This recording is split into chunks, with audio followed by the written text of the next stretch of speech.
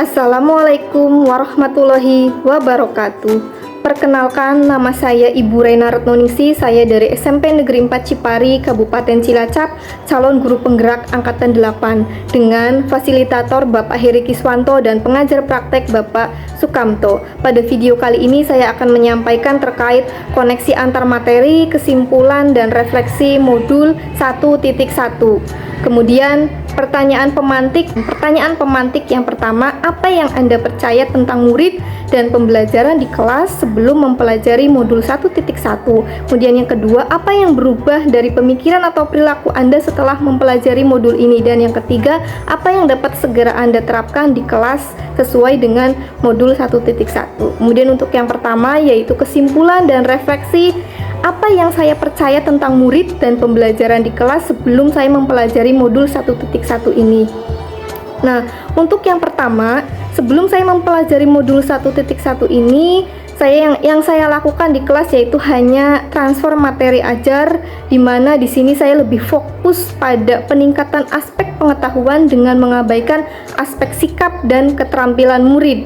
Kemudian yang kedua yaitu hanya mengerjar KKM saja. Dalam hal ini yaitu guru hanya menyampaikan ketuntasan dalam penyampaian materi lebih penting daripada memahami karakteristik murid.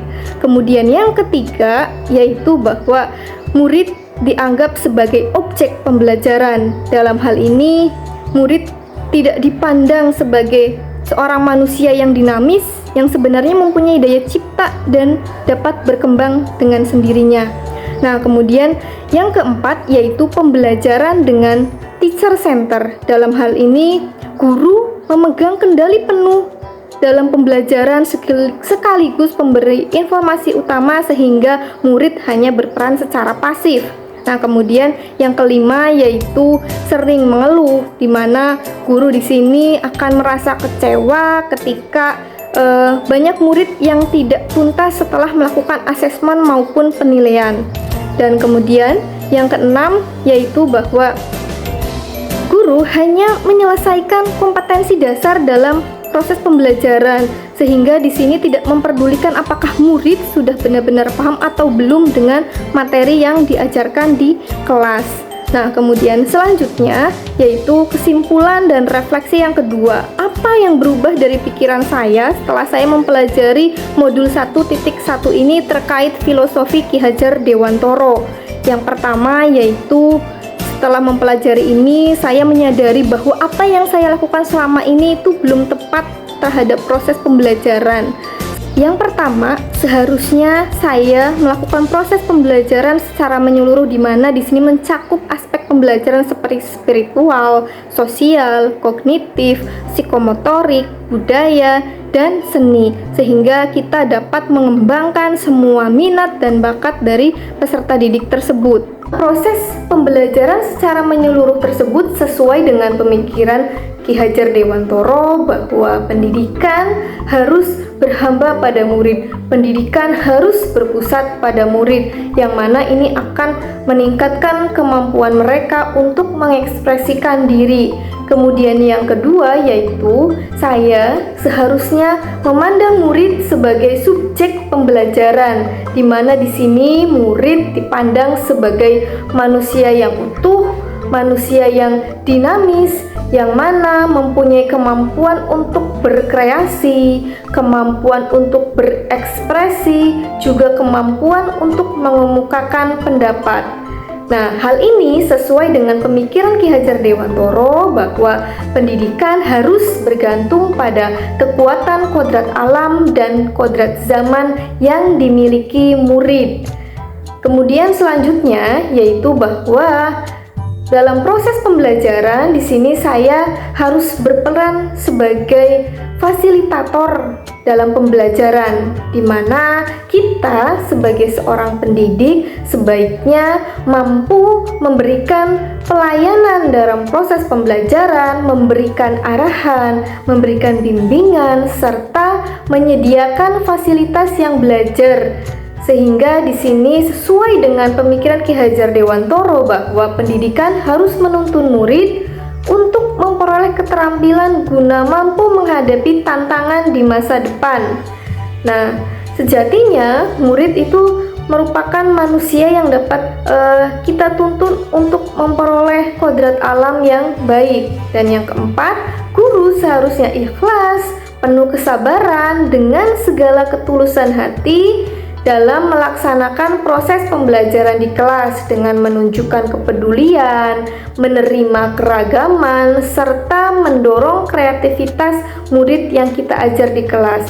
Hal ini sesuai dengan pemikiran Ki Hajar Dewantoro bahwa pendidikan harus menerapkan sistem Among yang berdasarkan konsep asah, asih, dan asuh, sehingga guru sangat berperan penting untuk membantu kemajuan peserta didik di kelas. Dan yang kelima, guru seharusnya memberi kesempatan murid untuk tumbuh sesuai minat dan bakatnya. Dalam hal ini, kita memberikan kesempatan pada mereka dan juga memberikan teladan, memberikan semangat, dan memberikan dorongan, di mana hal ini sesuai dengan semboyan Ki Hajar Dewantoro terhadap peran guru, yaitu ing ngarso sung tulodo ing madyo mangun karso tut uri handayani. Nah, sungguh besar peranan guru dalam proses pembelajaran di kelas. Kemudian yang keenam, guru seharusnya mampu membangun karakter murid.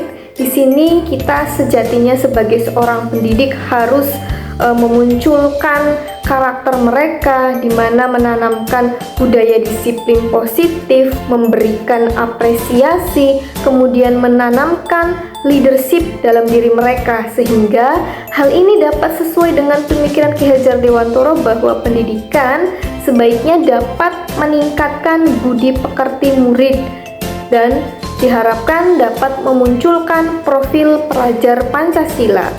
Kemudian yang ketujuh, guru seharusnya mampu beradaptasi terhadap perubahan zaman, yaitu adanya revolusi industri 4.0. Di sini kita sebagai guru sebaiknya harus melakukan pengembangan secara berkelanjutan, pengembangan secara terbuka dan sesuai dengan jati diri bangsa, di mana hal ini sesuai dengan asas Ki Hajar Dewantoro, yaitu asas trikon, kontinu, konvergen, dan konsentris. Nah, selanjutnya yaitu kesimpulan dan refleksi yang ketiga, apa yang dapat segera saya terapkan lebih baik agar kelas saya sesuai dengan pemikiran Ki Hajar Dewantoro. Nah, langkah-langkah yang akan saya terapkan dengan segera untuk mewujudkan pemikiran Ki Hajar Dewantoro tersebut yang pertama, saya akan menerapkan proses pembelajaran yang berdiferensiasi.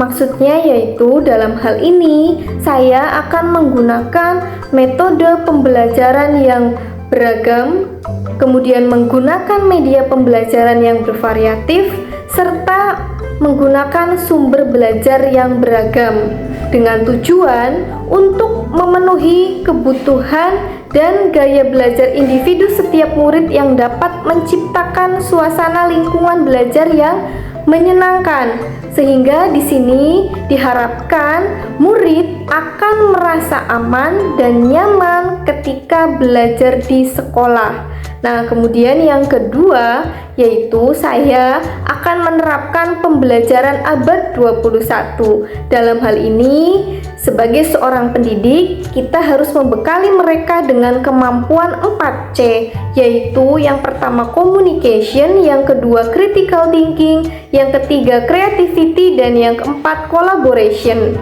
Nah, kemudian hal ini bertujuan untuk meningkatkan kemampuan literasi dan numerasi murid dengan bantuan teknologi, sehingga mereka mampu beradaptasi di era revolusi industri, yaitu di era 4.0 yang semuanya serba digitalisasi.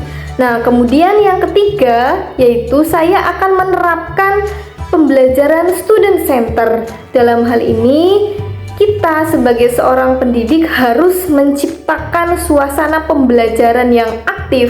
Kemudian yang kedua, menghendaki adanya otonomi murid, serta yang ketiga, memberikan motivasi intrinsik dengan tujuan agar dapat memunculkan kekuatan kodrat alam dan kodrat zaman yang dimiliki setiap murid, sehingga di sini murid akan merasa merdeka ketika melaksanakan proses pembelajaran di sekolah.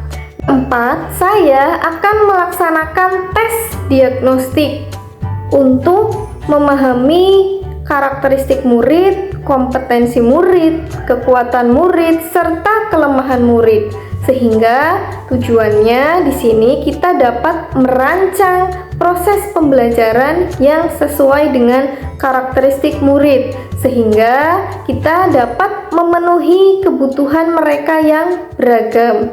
Cukup sekian yang bisa saya sampaikan, semoga bermanfaat dan menginspirasi. Salam guru penggerak, tergerak, bergerak, menggerakkan. Wassalamualaikum warahmatullahi wabarakatuh.